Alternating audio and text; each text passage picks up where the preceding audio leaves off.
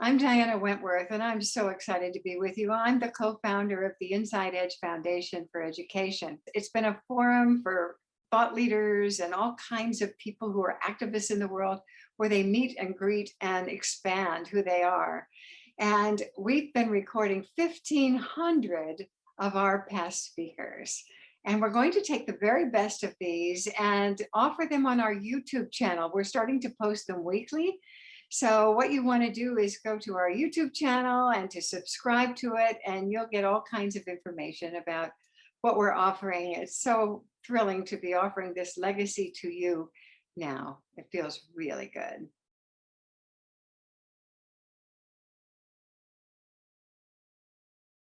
I met Cathy in 1979 when she came to one of my cooking classes. And she actually came to a lot of my cooking classes and even drove from Palm Springs into Los Angeles for some of the things that Paul and I used to do at our school on Sunset Boulevard. But what I've learned about Cathy since then, and we just happened to meet again through a friend in Palm Springs, is that she has become this wildly successful, outrageous artist over the years. And she's never actually told the world quite what she's telling us this morning. I feel very honored that this is kind of a premiere of many lectures that she'll be doing in the future. Our story this morning is Taking the High Dive, a unique journey of a contemporary artist, her life and her evolution. She paints like nobody that you've ever seen. Her work has appeared all over the world and has been selected and juried with the Whitney and all sorts of places. I'll let her tell us about her great high dive. Come on up. I have to confess, I am a Diana von Wellenitz Wentworth groupie. And it's so nice to meet all of you this morning, to be able to tell my story to all of you. Actually, that's a painting by Norman Rockwell. And that's me. Paintbrush in the mouth and all. It's called Wet Paint. That's the title of this painting. So yesterday, as I was coming in to speak to you, I realized that I was able to compose a couple of different paintings just by viewing the visual images alongside the road. Art is everywhere. It could be in a shadow that inspires on the ground, or a beautiful reflection in a glass, or a breathtaking bounty of flowers in a field. It will be, and has always been who I am. I want to welcome you into my world, into my studio, and take you on my journey as an artist, show you my process to create, and tell you what it's like to be a female artist in this fast-paced, highly competitive art world today. Art is in my DNA. I have been an artist my whole life. From the time that I can remember, I've always found ways to express myself visually. My first recollection of my first art experience was when I was 4 years old. My mother was a homemaker, or as I call it now, stay-at-home mom. My father, a dentist who had his dental practice on the bottom floor of our home in Newton Center, Massachusetts. And my mother's uncle was a prominent decorator from Manhattan who just put the finishing touches on my parents' living room. And I, at 4 years old, was home from school one day, laying on their new couch and admiring their Empire-style coffee table. And I was looking at it and I thought, I think I can enhance this a little bit more. So I proceeded to pick up a toothpick that was on the top of my parents' coffee table and began to carve in the sides what I thought were the most beautiful images. I carved in a little house with an X in it, a cat with whiskers, and some flowers. And I just thought I couldn't wait to show my parents my masterpieces. Well, needless to say, instead of being rewarded with the smiles and the accolades that I thought I was going to get, I saw the look of horror on their faces and then endured the ensuing spanking. So that was my first taste of rejection. A very important lesson for an artist to learn, to develop a thick skin, because it can occur at any time. And from that point on, my parents steered me into the direction of the performing arts, I think for their own self-protection. So, I did start at an early age with intense discipline training in classical ballet and modern jazz, dancing 5 days a week. I also trained in classical piano for 11 years. And alongside those disciplines, in my teen years, I began to act. And in college, I got involved with set design as well. And I loved it. The blur is me in the middle. I'm like that artist in Norman Rockwell's Wet Paint, just moving at fast pace. And I loved it. And I didn't know it at that time, but all of these disciplines prepared me for the challenge of being a visual artist today. Another profound experience of the professional art world was in my teen years while attending Westlake School for Girls in Los Angeles, where I moved to when I was 8 years old. There I was surrounded by the celebrity culture, and I was a very serious student, and I would study midterms and finals with my friend Kim Tyler. Well, her father is Ken Tyler, who is the legendary master printer and founding partner for the world-famous Gemini Gel in Los Angeles. And while my friend and I were studying, and he worked with all of these luminary artists like Joseph Stella, Frank Stella, Joseph Albers, Robert Rauschenberg, Jasper Johns, and the list goes on. And he would collaborate with them to produce prints, and they would make books. So while I was studying with my friend Kim, her mother would call us down for dinner, and we would sit and have this bohemian-style dinner at a intimate round table with Chinese food served in the cartons. And next to me, sitting about this close at every meal, was none other than David Hockney. So he was charming. He would pull the chair out for me. He was the up-and-coming star of the contemporary art world at that time. And he would pull the chair out for me and seat me at the table. And he was adorable with his blonde hair and his round glasses and colorful bow ties. And inevitably, at the dinner table, our conversation would revolve around art. So this experience gave me a peek of what was to come in my world of the visual arts. As they say, your work is influenced by your life experiences. And in 2013, I was asked by my husband to do a painting for the Palm Springs chapter of the Commanderie de Bordeaux, which is an international Bordeaux wine society. And and by the way, there's a chapter that actually meets here at the Pacific Club of the Commanderie de Bordeaux. The Palm Springs chapter was hosting a national gathering. And this painting that I was supposed to do was to be made into giclée prints, which are prints on canvas, to give to all the heads of the chapters to take back to their communities. Now, my problem was, how was I supposed to combine the typical casual Palm Springs lifestyle with the formality and the regalia of the Bordeaux rituals. I usually have a very easy time of composing paintings. I was racking my brain.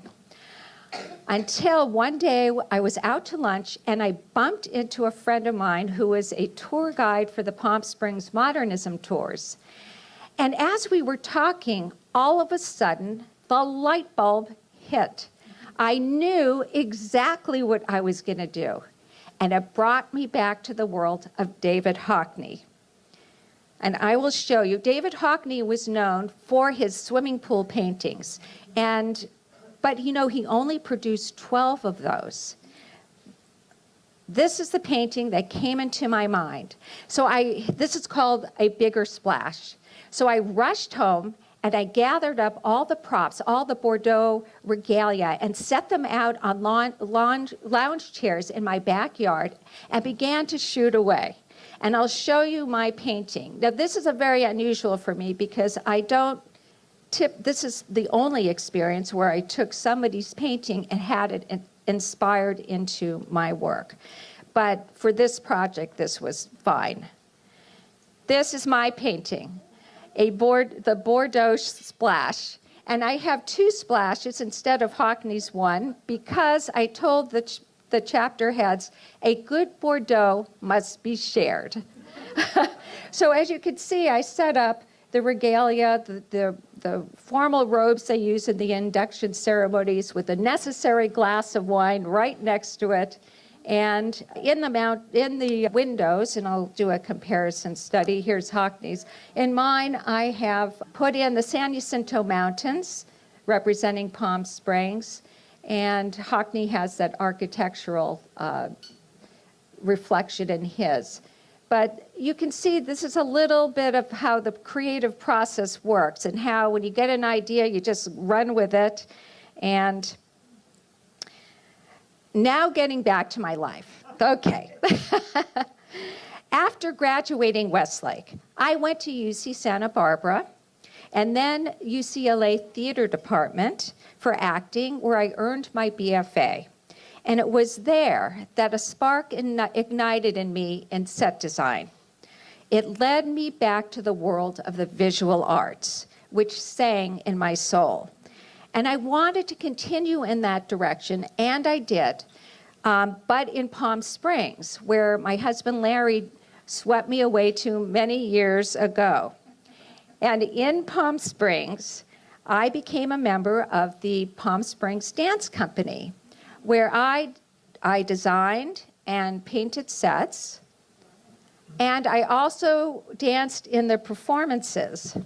So as you can see on the right, I am Raggedy Ann in the Nutcracker Ballet. I am so surprised I found all of these photographs. This is really where my painting career, my painting life began. It was in my early 20s, and I was definitely hooked. So as you can see, I came about my painting through a different route. I think that's why my work is unique and it has its own unique voice. And there is the rhythm and the movement influenced by my piano and dance, and the drama and the color of my theater experience. I paint in a very large format. This is a painting called Metamorphosis, and it's influenced by my set design. This painting is 6 foot high by 4 foot wide, which is a very typical size for many of my paintings. And to show you, so you get an idea, I was showing in Taipei, and this painting was sold, but this gives you an idea of how large a lot of my paintings are. I am basically self-taught, but extremely disciplined. And I did seriously hone in on my technical skills for painting close to 40 years. Now, these are earlier works that I've done, so you can see. And I needed to create, and I wanted to be the best artist I could be, delving into books, taking as many classes and workshops as I could. And I copied the great masters, the Impressionists. And then I began to create my own conceptual work.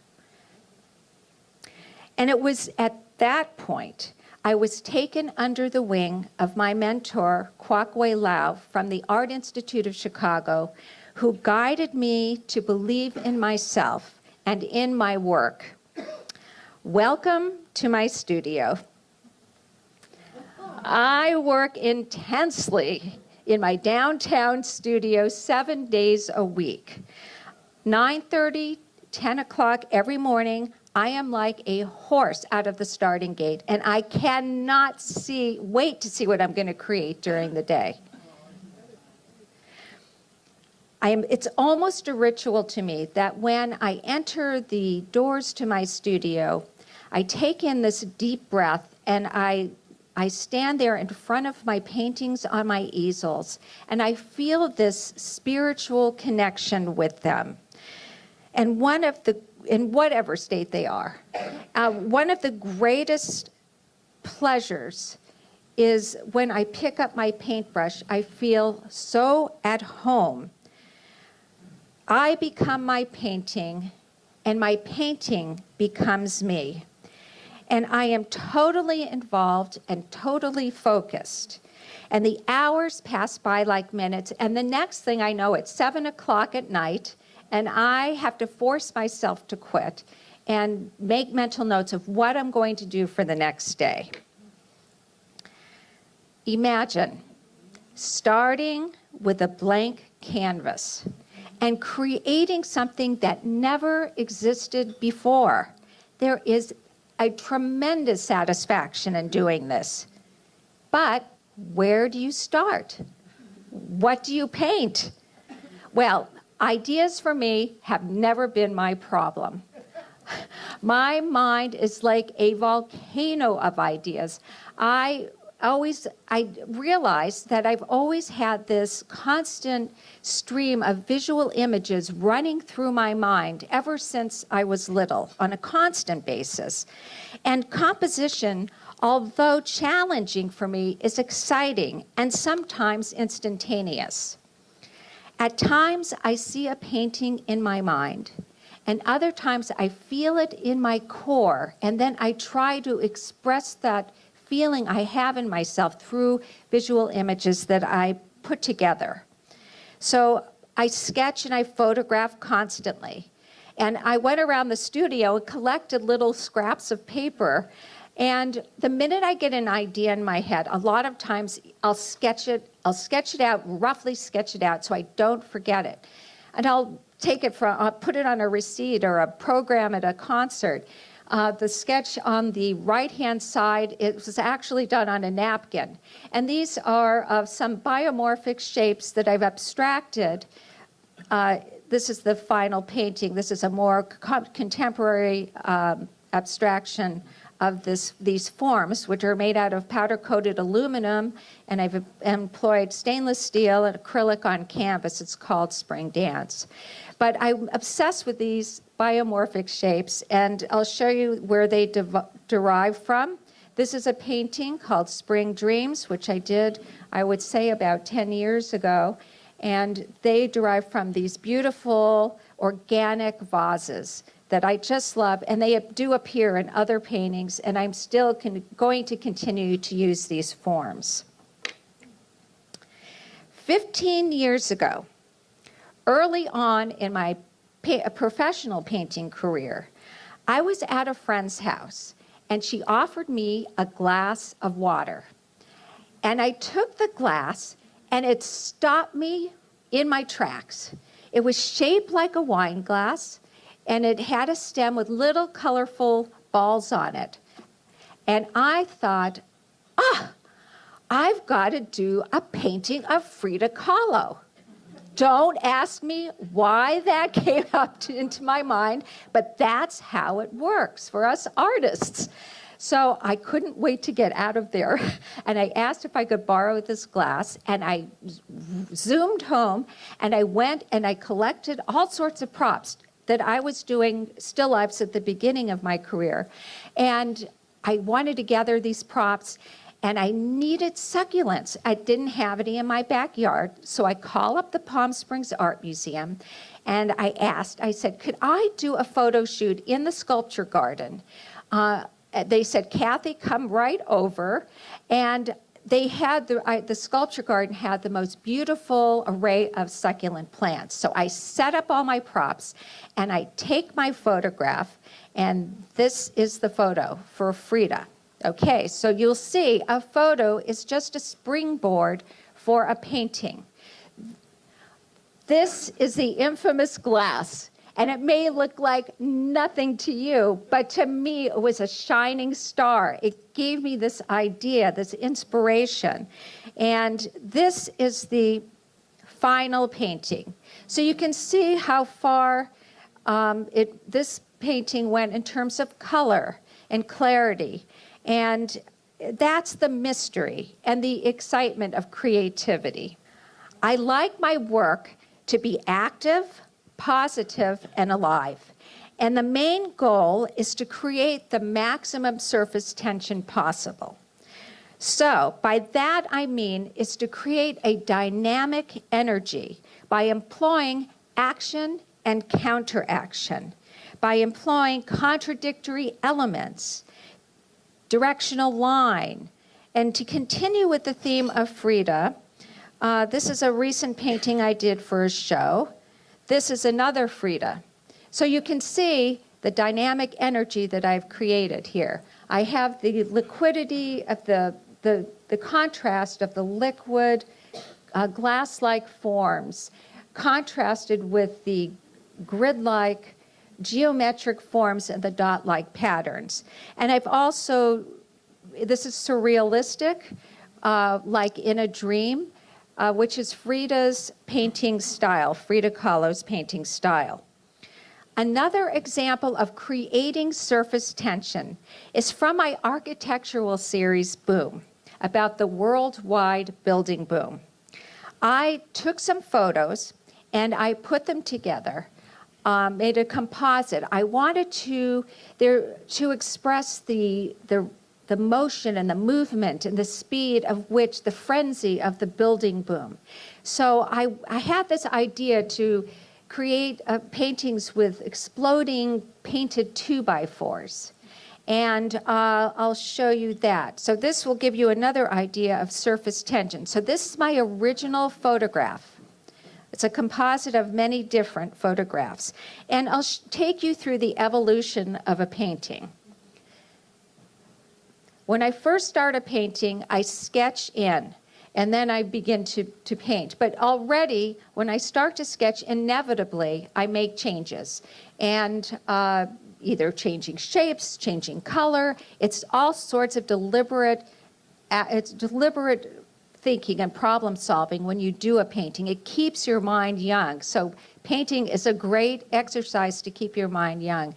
You're definitely 100% doing problem solving throughout the day. This is where, this is it further along.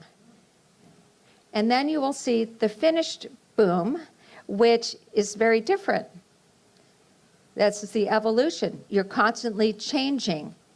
I've employed a lot more white into the painting. I simplified it, and I'll show you a side-by-side shortly.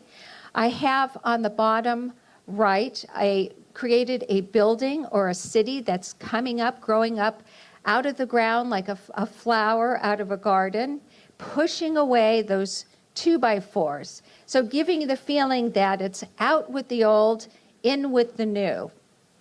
So you can see how much this has changed. So I have put in a lot more white space. And you do color balancing and finishing touches. And I like to push my paintings a little further. So I add other elements. I wanted to create a new dimension to this work. I have added, and it's kind of hard to tell on the slide, but acrylic tubes, stainless steel, and aluminum forms. So as you walk past the painting, it has a reflective quality about it. And then you also, the materials are like the materials of today. So that's what I wanted to accomplish with this painting. I have not seen anyone's work like mine. It's unique. I take the high dive in composition and technique. As you can see with this painting, light tapestry. I don't follow the rules.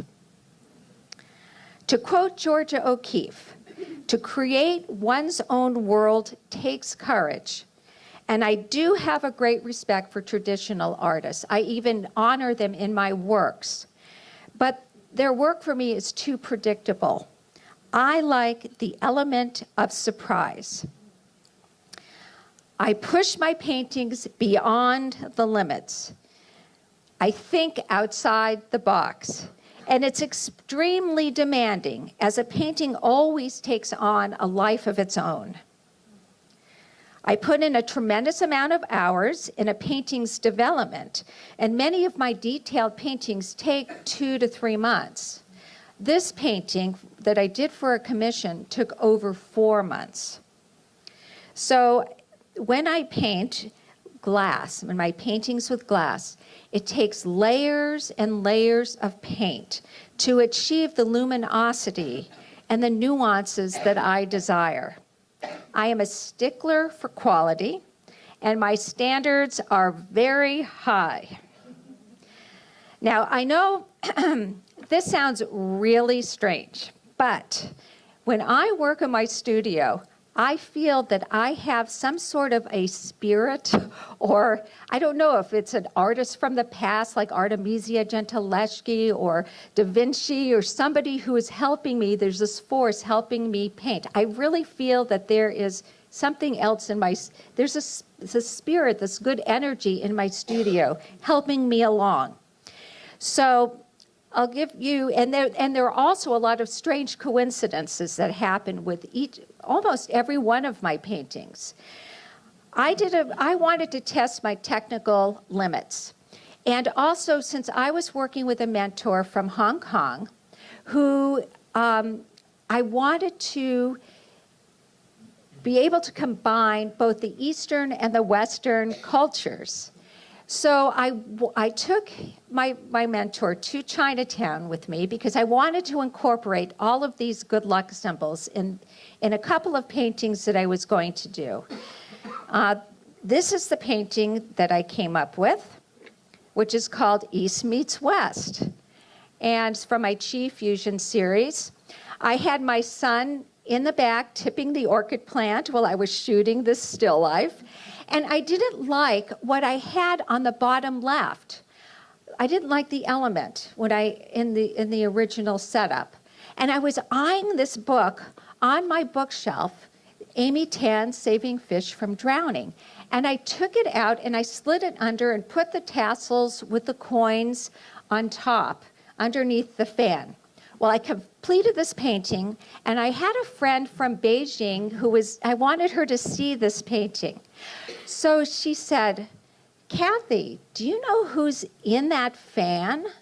I said, "No, I don't. This was one of 3 fans that I purchased that day, and I just randomly picked this one. It just aesthetically worked the best." She said, "That is one of the 4 beauties of China, Sai Shi. And she is known to be so beautiful that the fish below her drowned." Okay, what are the odds of me putting Amy Tan's Saving Fish from Drowning right under her? It still gives me the chills. So this happens to me on a constant basis. I even have some funny stories too. As an artist, I've been working on a lot of commission work in my last 5 years. And I do get some interesting requests. I had a collector who asked me for sentimental reasons to paint, of all things, a Wienermobile. I never thought in my wildest dreams that I would be painting this, to be known as a Wienermobile artist. So, as I was getting this painting ready for shipment, and I was on a very tight time frame, but my painting was going to be picked up first thing in the morning. So I stayed late at my studio to finish things up. And I left late, and on my way home, I took a different route home. And lo and behold, what did I see parked in front of Casa Cody Motel was a Wienermobile in living color. I could not believe. That was too weird. This is the night before my painting was to be delivered or to be taken by the shippers. I wanted to go back the next morning, and I called a friend up early. I said, can you come by and take a picture of me in front of this Wienermobile? Well, there I am. And just as he was taking the picture, the driver came out. And I told him the story that I was just sending off a painting of a Wienermobile. And he said, well, do you want to ride? And I said, sure. I said, you know, my painting is going to be picked up by the shippers in 15 minutes, but I want to see, can you just drive around my studio? And so we did. I hopped in and we drove around, and I mean, how many of you had a ride in a Wienermobile before? So my paintings take me to interesting places. So is this coincidence or not? I don't know. This is the final painting. Here's the Wienermobile. My philosophy and purpose is to bring back beauty, passion, and strength to this unstable and confusing world. And I am vigilant, almost revolutionary in that regard. This 4-foot by 6-foot painting, Her Majesty, truly symbolizes this belief. It's in your face, 4-foot by 6-foot. I want my work to be provocative. I want it to inspire and to motivate. In art history, and I feel that through art, that we can change all barriers. Really believe that. I've done a lot of research in art history with women artists. And I've always had to fight, and the women artists always had to fight against all odds.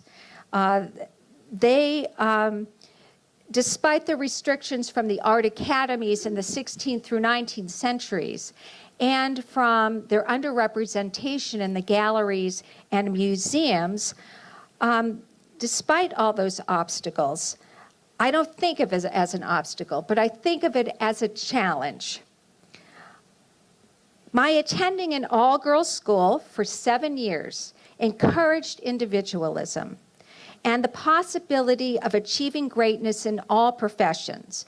And I feel so fortunate to have been schooled and with colleagues and with role models such as astronaut Sally Ride and Deborah Rutter, who is the first executive director of the Kennedy Center for the Performing Arts, and she was also the executive director of the Chicago Symphony Orchestra. I feel that with talent, determination, and passion, one must forge ahead to make a mark. Professionally, I've been very fortunate to have shown nationally and internationally in many juried exhibitions, over 40 of them, and I've won many top awards. My work has been represented in galleries, and I've had many private shows as well. I am also so honored to have my work invited to represent the United States for 4 years and the Art Revolution Taipei exhibition at the World Trade Center, where I was sponsored by the New York Contemporary Art Fund. It was exhilarating to be showing with so many top artists from all over the world who I have developed close friendships with. And it was an experience unlike any other. My second year there, I had a major sellout show, the VIP preview night. Out of 254 artists, most of them Asian, there were about 20 of us from the Western world. And the US sold out first before it opened to the public. It was an experience unlike any other. And my hosts there they were the most wonderful people to work with. For the last 5 years, I've been totally immersed in major painting commissions nationally. And it was challenging, but fun to create within specific parameters. Now I have the support of collectors who are involved in the arts communities internationally. Currently, I am devoting my time to developing my new abstract portfolio, which is based off of my signature glass paintings. Every day, they are evolving into a new visual vocabulary. See? And are interjected with the must-dos of another genre. It's called the Brave New World. No, it's not called the Brave New World. It's called Brave the New World. Yes. This is an image of a painting called To Dream to Soar, which I have dedicated to all my fellow female artists. And this photo, it was taken at the Palm Springs Art Museum where I was in a show. And also it was shown with a body of work of mine a couple of years ago at the Korean Cultural Center in Los Angeles. It is tremendously demanding, challenging, but exciting to be an artist in this fast-moving world where the trends change rapidly. And I have to stay on top of these trends. But to be relevant, but I have to be true to myself. The effort, I give everything I've got to my work. I give everything. The effort I put into a painting is above and beyond, and I put hours and hours of work, regardless of its success or of its failure. But the process is the most exhilarating part. That challenge is what it's all about, and that is the magic of art making.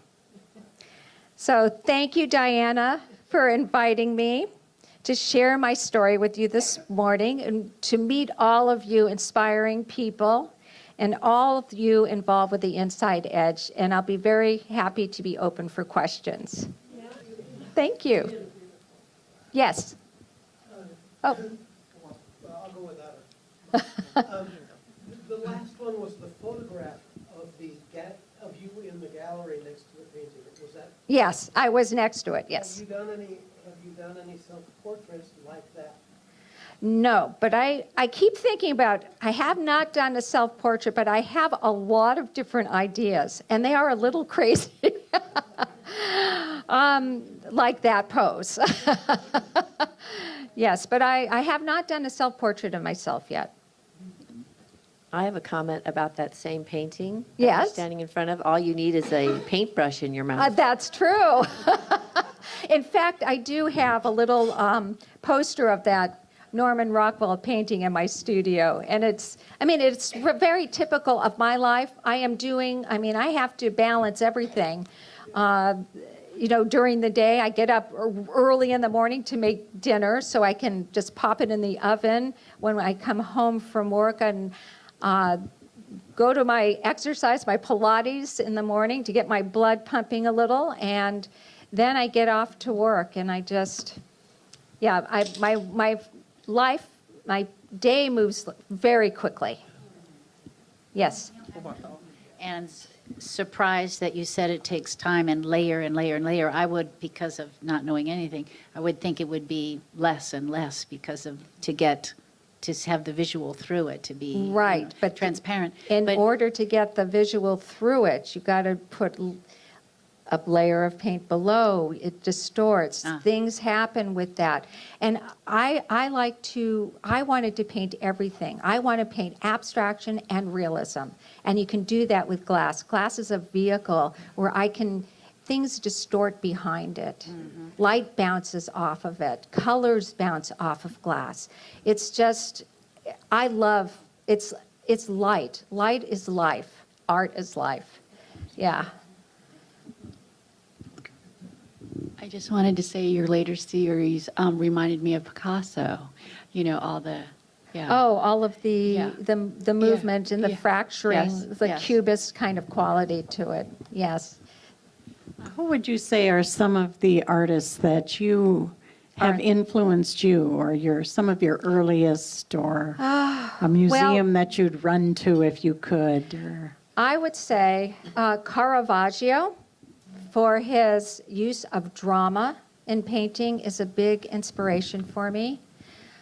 Artemisia Gentileschi, who is a female Italian Baroque artist who was, I guess, influenced by Caravaggio.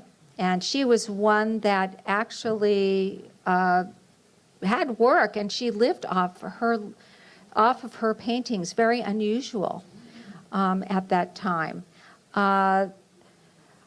Recent artists, I love Frank Stella. There's so many. Cezanne was a big influence. I loved the way he tilted planes. He was like preeminent to Cubism. And in terms of contemporary artists today, James Rosenquist, I don't know if you know his work. He's more of a pop artist. He's in all sorts of museums, and you would see his work. He puts in paintings with all different elements into it, like spaghetti and an astronaut, and all things that don't go together. And that's what I like to do in my work, is to put things that don't go together, to unify different things and make it work. So that's what we have to do with our world, correct? To unify everybody, even if we have different opinions. So I have one question for you. Yes. Do you ever have dreams that Oh, yes. inspire Yes. a painting? It does. My Metamorphosis, which is, let me see, is the painting with the butterfly and the glass and the ribbon that I sold in Taipei. That was inspired by a dream. And it doesn't make sense. It's out of the ordinary, because why would a lid from a crystal jar be floating up into space, So this was all inspired by a dream. Any other questions? Well, I imagine that people in this room, like me, are feeling a certain amount of envy. To be able to be lost in a creative pursuit like that, in a timeless dimension. I remember I used to sew, and I taught sewing before I taught cooking, and I would start sewing, and then all of a sudden Paul would be home from work. It'd be 12 hours later, and I was still in my nightgown. I was so lost in the Well, that's what it's like. That's what it's like. It's a Yes. transcendence Yes. that you move into. Yes. And I just am so envious of your being able to be just having these things come into your mind and then express them so amazingly. And you have to be open to it. Yeah. Yeah. So when you enter and you start with a blank canvas, you have to clear your mind of everything and let whatever comes in come into that experience. And I think besides envy, it's inspiring. Oh. So the inspiration is incredible, and that you allow it to come through and you expect it now, which is a beautiful thing. I think that's the way life's supposed to be, and you've opened to it. And if we could all open to and trust it and, Right. and go with it, congratulations, just fabulous. Thank you very much.